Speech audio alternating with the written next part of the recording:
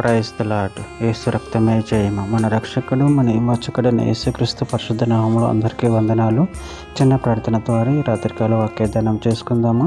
పరిశుద్ధుడ మహాగణుడైన దేవ యేసయ్య, సర్వాధికారి నాయన, మీకు వేలాది వందనములు, కృతజ్ఞత స్తుతి స్తోత్రం చెల్లించుకుంటున్న దేవ రాత్రికాల సమయంలో ప్రభు వాక్య భాగం ధ్యానిస్తుండగా వాక్య భాగం మాకు అర్థమవుతూ సహాయం చేసి మీ కృపలో బలపరిచి మీకు మాదిరిగా మమ్మల్ని నడిపించమని ఈ చిన్న ప్రార్థన ప్రభు యేసుక్రీస్తు పరిశుద్ధ నామములో అడిగి వేడుకుంటున్నాను తండ్రి. Amen amen.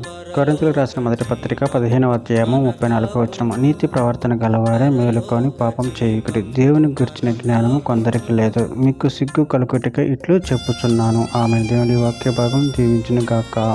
ప్రభునందు ప్రియులారా, మనము ఇక్కడ వాక్య భాగంలో గమనించినట్లయితే నీతి ప్రవర్తన గలవారే మేలుకొని పాపం చేయకుడు, దేవుని గురించిన జ్ఞానము కొందరికి లేదు, మీకు సిగ్గు కలుగుటకే ఇట్లు చెప్పుచున్నాను. అదేవిధంగా వాక్య భాగంలో గమనించినట్లయితే కీర్తనల గ్రంథం 4వ అధ్యాయం 4వ వచనం, భయం నంది పాపం చేయకుడి, మీరు పడకల మీద నుండిగా మీ హృదయంలో ధ్యానం చేసుకొని ఊరుకుండుడి.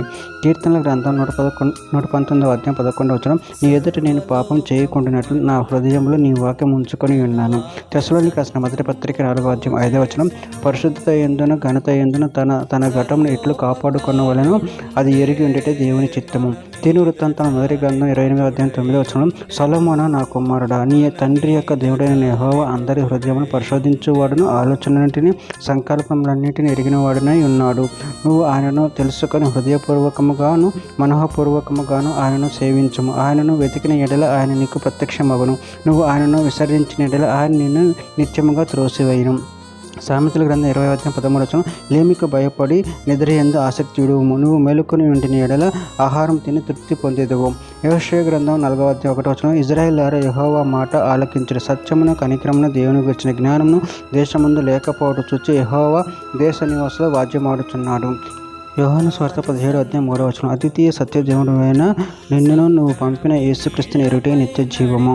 యోహాను సువార్త 17వ వచనంలో, నీతి స్వరూపుడొక తండ్రి లోకం నిన్ను ఎరగలేదు, నేను నిన్ను ఎరుగుదును, నువ్వు నన్ను పంపిత్తువని మీరు ఎరిగి ఉన్నారు. చివరిగా ఒక మాట, తిమోతికి రాసిన 2వ పత్రిక 2వ అధ్యాయం 26వ వచనం, ప్రభు యొక్క దాసుడు అట్టివారిని సాత్వికంతో శిక్షించచ్చు, జగడమాడక అందరి ఎడల సాధువుగాను బోధింప సమర్థుడుగాను కీడును సహించువాడుగాను ఉండవలెను. ఆమె. దేవుడి వాక్య భాగం దీవించిన కాక చిన్న ప్రార్థన చేసుకుందాము. పరిశుద్ధుడ మహాగణుడైన దేవ యేసయ్య, మీరు ఇచ్చిన వాక్యదానం ప్రభు కృతజ్ఞతలు చెల్లించుకుంటున్నాను. ప్రభు నాయన, మేము పాపం లేకుండా ప్రభు నీ యందు భయభక్తులు కలిగి జీవించి ఉండేవారుగా శక్తి బలాన్ని మాకు అనుగ్రహించి మీ కృపలో బలపరిచి స్థిరపరచమని చిన్న ప్రార్థన చేస్తున్నాము. అడిగి పెట్టుకుంటున్నాను తండ్రి. Amen amen.